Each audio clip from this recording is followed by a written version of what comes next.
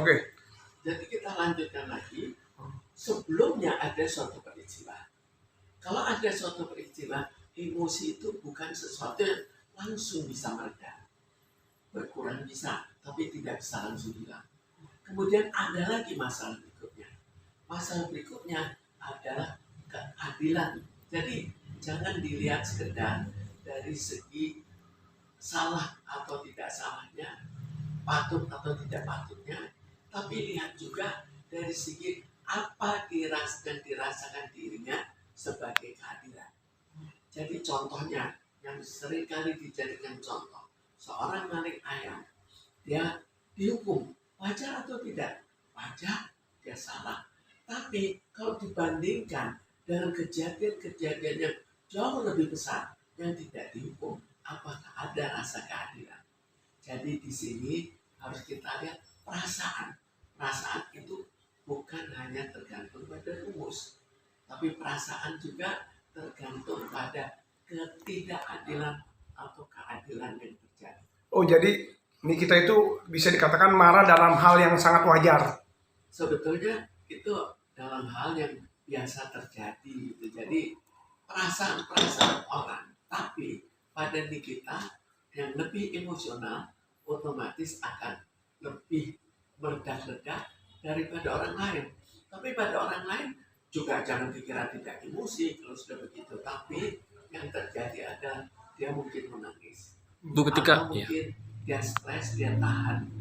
ketika itu terjadi dengan Nikita, apakah hal tersebut bisa menimbulkan depresi ketika Nikita tidak mendapatkan sebuah keadilan? Sebetulnya untuk depresi jelas akan terjadi, tapi depresi sampai seberapa jauh? Orang juga sehari-hari juga banyak sekali depresi yang dirasakan. Tapi sampai seberapa jauh pengaruh jangka panjangnya? Mungkin ini hanya pengaruh berjam-jam atau berhari-hari, mungkin juga lebih lama. Tapi kalau kita lihat ini ada proses pengadilan, maka jelas dia akan sangat stres kalau dia merasakan ini sebagai ketidakadilan. Sekarang kita lihat manusia lain yang juga mengalami hal sama, menganggap ini sebagai keadilan atau bukan. Iya. Kalau menurut Ibu sendiri, keadilan yang hakiki yang seperti apa agar Nikita dapat merasakan hal itu yang diidamkan oleh semua orang, Bu? Keadilan itu berdasarkan peraturan-peraturan. Tapi kalau keadilan yang kita rasakan itu banyak tergantung pada perbandingan.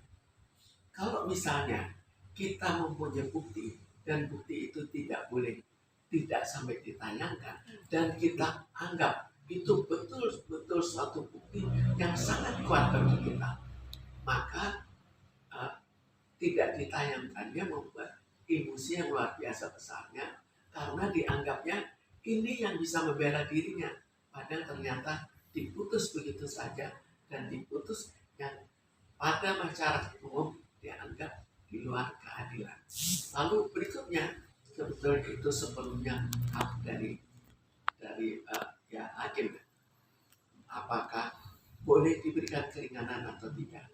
Tapi kita kembali, orang itu memperbandingkan kan. Sudah emosi, kemudian akhirnya terjadi hal di mana dia merasakan orang-orang lain kok boleh dan dia tidak, muncul lagi emosinya. Jadi kita perbandingkan lagi, tinggal masing-masing menilai sendiri. Ada yang menilai ya udah wajar, ada yang menilai dan menerima, ada yang menilai oh keterlaluan, ini sudah nggak boleh, ini juga nggak boleh lagi. Itu namanya perasaan. Oke, udah. Iya. Jadi langkah apa yang harus dilakukan kita untuk menjaga kondisi fisiknya, kondisi pikirannya itu supaya tetap normal dan positif? Yang menenangkan diri. Tapi untuk apakah harus berontak atau tidak berontak, seringkali tergantung pada kepribadian. Orang yang kepribadiannya pendiam tidak bisa kita paksakan, kamu harus berontak dong begini. Orang yang kepribadiannya memang emosional juga tidak bisa kita paksa, kamu diam. Oke, langkah nih kita bersama Pak kuasa hukum itu dia berusaha untuk mendatangi komisi yudisial untuk membela hak-haknya. Menurut Bunda? Itu langkah hukum. fokus saja, tinggal orang komisi yudisial itu kita anggap akan membela atau tidak. Jadi ini kita kembalikan pada hukum yang sebenarnya dan hukum yang ya oleh masyarakat umum dilakukan. Bu, ketika Nikita kemarin sidang kecewa dengan hakim yang seolah-olah membela Dr. Reza Gladys ketika fakta video tidak ditampilkan, terus ketika Nikita disuruh menggunakan rompi tahanan tidak mau, dan ketika itu juga tangannya tidak mau diborgol, apakah hal itu wajar dilakukan oleh seorang Nikita karena tidak mendapatkan sebuah keadilan dalam hukum tersebut, Bu? Jadi kalau kita lihat ini reaksi emosional, ini bukan reaksi hukum. Jadi dalam segi hukum jelas rata-rata menganggap tidak adil jika kita mempunyai bukti tidak boleh ditayangkan. Lalu kelanjutannya karena dia orang yang emosi, mungkin dia minta lagi, saya minta tidak ditahan, tapi ternyata tetap ditahan. Lalu kita kembalikan lagi, ditahan itu nilainya bagaimana? Kalau kita kembalikan pada apa yang terjadi pada umumnya, seringkali dianggap tidak adil bahwa si A kok bisa lolos, si B kok tidak. Dia yang kebetulan sebelumnya sudah emosi, yang terdorong lagi oleh emosi dia, kemudian tidak diizinkan. Barangkali itu jadi suatu masalah bagi dirinya. Perasaan. Jadi di sini kalau sudah emosi, jangan lihat lagi hukum, lihatlah perasaan. Perasaan bagi seorang yang pendiam tidak akan seperti itu. Dia mungkin akan menangis terseduh-seduh, tapi bukan seperti itu. Jadi kita lihat dari segi hukumnya atau perasaannya. Cukup belum gitu ya, Bu. Ketika Nikita maksudnya seperti ini, Bu. Ketika Nikita protes dengan sebuah ketidakadilan tersebut, apakah hakim juga akan menggunakan hati nurani ketika Nikita meminta sebuah keadilan dengan penangguhan penahanan karena mempertimbangkan mempunyai anak? Apakah hal itu bisa dikedepankan ketika sebuah hakim melihat kejadian peristiwa yang terjadi dengan Nikita itu sendiri, Bu?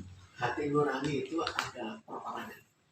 Ada hakim dengan penuh hati nurani, ada yang tidak. Ada hakim yang penuh dengan kejujuran, ada yang tidak. Jadi sekarang dalam hati nurani kita kembalikan pada hakimnya. Ada hakim yang betul-betul netral, tidak lagi ada hati nurani kasihan, tapi netral betul-betul. Jadi jangan kita nilai dari sisi hukum, yang benar ada hati nurani, yang benar ada kebenaran hukum. Terakhir, Bu, mungkin apa hikmah dan pelajaran yang bisa dipetik dengan kasus peristiwa hukum yang terjadi dengan Nikita dengan Reza Gladys? Apa hikmahnya bagi mereka berdua menurut Ibu sendiri? Sekarang kita lihat nantinya bakal bagaimana. Tapi jelas pada saat ini dianggap sebagai suatu keadilan bahwa bukti tidak dapat ditayangkan. Itu satu. Tapi berikutnya yang tidak itu adalah hak dari hakim. Sekarang kita lihat dari segi apa? Jika kedua-duanya dikombinasikan, siapa yang akhirnya salah? Siapa yang salah duluan?